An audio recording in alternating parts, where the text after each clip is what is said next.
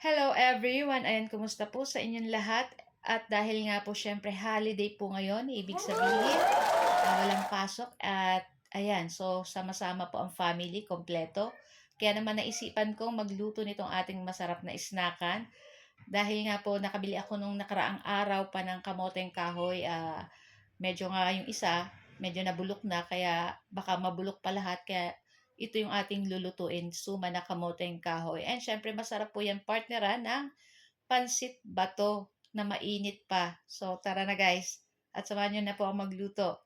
And enjoy watching po. Kaya kung bago pa lang po kayo sa aming page at hindi pa po kayo naka-follow, mag-follow na po kayo at mag-like para palagi po kayong updated sa aming mga bagong video na i-upload. So, ayun na nga guys, nabalatan na natin yung ating kamoteng kahoy dito. And then, syempre, hinugasan po natin at yadyadin na natin pa isa-isa.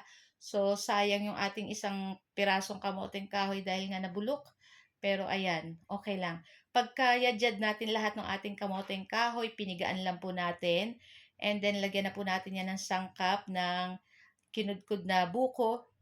Tapos nilagyan natin ng tinunaw na butter at asukal. Yun lang po ang ating ingredients. Then, halu-haluin lang po natin iyan lahat. So, pag nahalo na po natin, ayan, na-mix na natin yung ating mga ingredients dyan, guys. So, set aside lang natin at magkuha tayo ng dahon ng saging na, yun, dahon ng saging.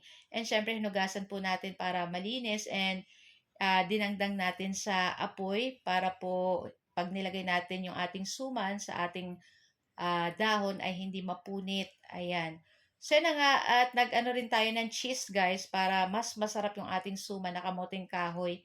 Nag-slice lang ko ng cheese. Tapos ilalagay po natin yan dito sa ating kamoting kahoy. At isa-isa na nating ibinalot yung ating suman na kamoting kahoy. At ayan, naglalagay nga tayo ng cheese para mas masarap yung ating kamoteng kahoy na suman. So, ayan na nga lahat at ito na yung ating nagawa.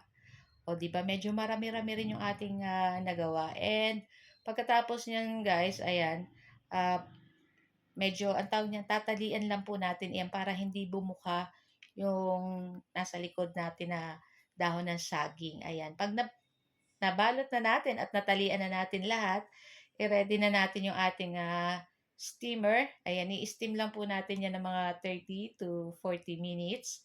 Ayan, nilagyan ko lang uli ng dahon pa ng saging ilalim para mas mabango yung ating lulutuin na kamoteng kahoy na suman.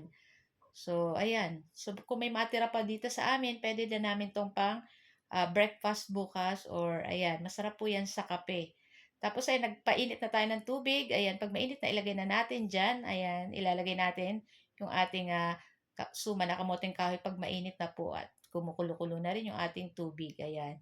So, lulutuin nga po natin yan ng mga 30 to 40 minutes. At habang niluluto natin, ayan, nagluto na rin tayo nitong ating pansit bato. Ayan, so yung nilahok lang po natin dito ay chorizo or yung Chinese longganisa saka yung dried na hibi.